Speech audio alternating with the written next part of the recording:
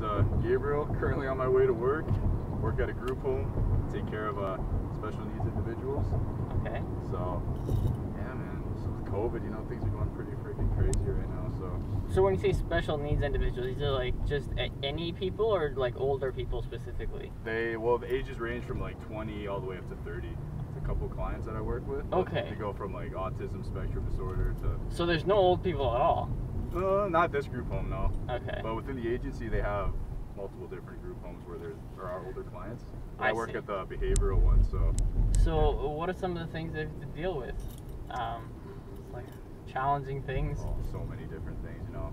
A couple of them get fed through tubes. A couple of them have like severe mental health disorders. Oh, man. Schizophrenia, Right. depression, everything.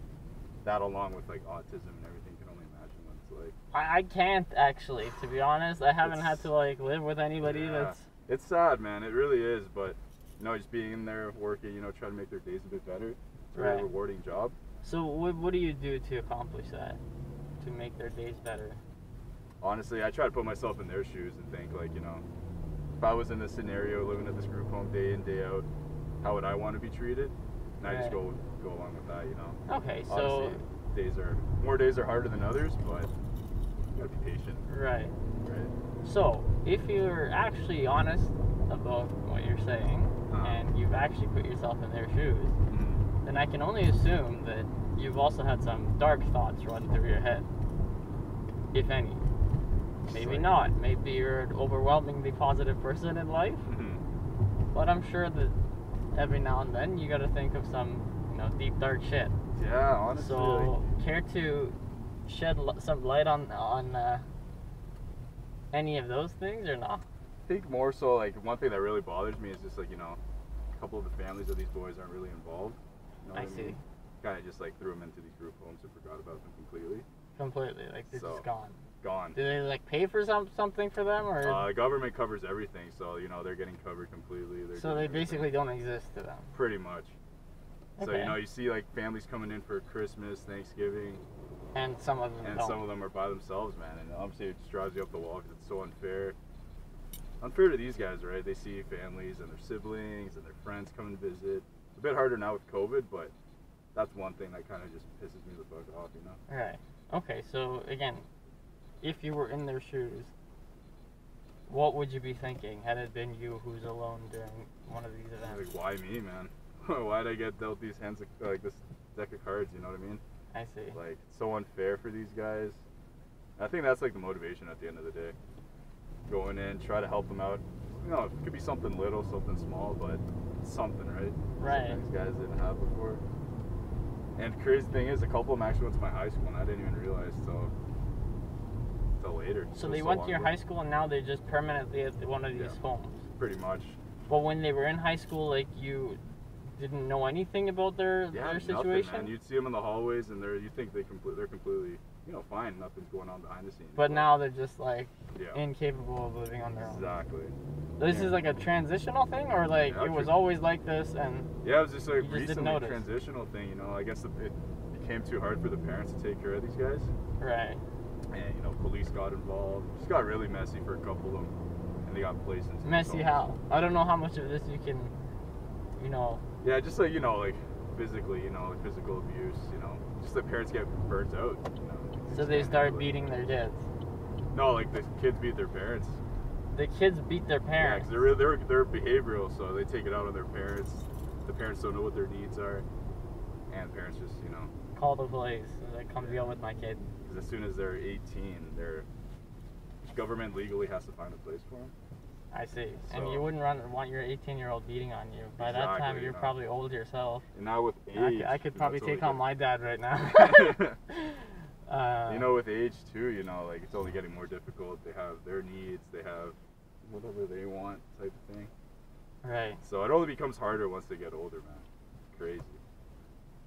So, yeah. That's kind of weird to think about. You'd think, like, life would get easier, but I guess not. And thinking back, I would have seen myself working in this type of field. Right. So what got you in there? Well, I went to school for social services. Yeah. And social services kind of umbrellas a lot of different fields. Right. You know, you can work with the elderly, you can work with the school board, you can work with special needs. Right. So that kind of drew me into it, man. Okay. I've never really worked with the population with special needs, but it's always something that kind of like triggered in the back of my head. I wanted to try out. Mm-hmm. So I saw it on Indeed, this posting. Just went for it. And I went for it, man.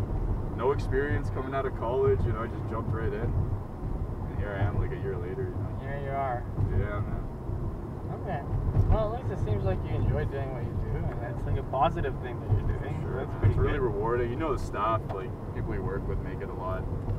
That's like 10 times better. Right. The environment you work with, you know, they got your back. So that's awesome, man. I'm really liking it. Okay. There was a couple of things I wanted to ask you, but I can't seem to remember right now. For whatever reason. Do these guys like work? Or No. Not at all. No, not enough physically able to, or yeah. Like you said, they have like a range of conditions, right? So like, none of them have any capacity to like function in society. Nope. That's what we're there for. We pretty much do the things they can't, you know, help them, you know, to complete their hygiene routines, you know, cook them food, all this stuff. So here, I'm gonna toss you a curveball or something. Sure. Like, what do you think that their quality of life is? Well, this group home, it's pretty good. You know, you see some other group homes where other clients are living. Yeah, no, but like, again, putting yourself in the shoes of somebody who's too incapable to function in society. Right. Right, and like you said, their families abandoned them. They're just living somewhere until I don't know when. Like, what is there? Is there a light at the end of this tunnel? I don't think so. Right? It just gets darker and darker. It gets darker and darker, man. It's depending on their condition, it only gets 10 times harder for them. So, like, harder than what it already is. What do you think? Like, I don't know. What do you have any thoughts about this idea? Like, honestly, I think being in a group home is way more beneficial to them than being with their parents. As sad as that is, you know, not being with their families. Yeah, that's not what I'm saying. I'm not saying that they should be with their parents. I'm just asking, like, I don't know. Like, I put myself in that situation. Right. And, like, if I was, like, just, like, sitting somewhere and someone had to feed me through a tube, and I spent the rest of my day doing nothing and just sitting down thinking, oh, why is my life so terrible, and why does nobody care about me, you know, why does nobody show up? I would just want to die. For sure. Right? Like, immediately. It's not it really wouldn't a even life you want to live, right? It wouldn't even be something I need to, like, sit down and think about. I would just immediately be like, yep, I'm gone. Yeah. Fuck this. Exactly. So, I don't know, like, what do you see in these guys that you think keeps them going? You see, like, it depends on their condition, but I think a couple of them don't even realize where they're at, you know? Right. They're just so, like, they're in their own world, their own environment. They're doing their own thing. Well, are they really doing their own thing, or are they just, like, you know... I think, yeah, honestly, I think so. You know, for a couple of them, I think they're just in their own world, playing with whatever they're playing, watching whatever they're watching. But on the other side of the coin, there's obviously the couple that do know the position they're in. And it's hard for them, man. They lash out. They get physical with staff. And some of these guys are, like, younger guys. Like, this guy's in his 20s, like me. And he's not able to do anything. He's not being able to go out and, you know, meet a girl, go out to the bar with the boys, go out, you know, do stuff that me and you can do. Cold one with the boys, right? Exactly.